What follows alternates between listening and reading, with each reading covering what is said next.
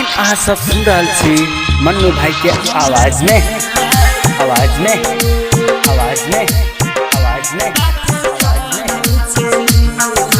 नाम क्या है आपका? डीजे उमेश,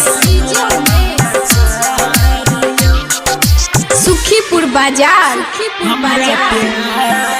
हाँ साथे पढ़ै छै डीजे मनु भाई। हाँ साथे पढ़ै छै हम कॉलेज में। कब भ गेलै हमरा नैना चारियो डीजे मनु भाई। हमरा प्यारियो साथे पढ़ै छै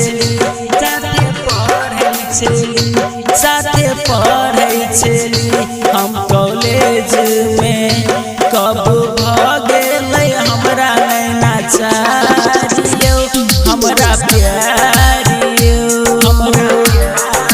हाँ हमरा डीजे मनु भाई ने रहा चो। डीजे मनु भाई ने रहा चो। डीजे मनु भाई ने रहा चो। डीजे मनु भाई ने रहा चो। डीजे मनु भाई ने रहा चो। Music by DJ Umesh, Sukhipur बाजार।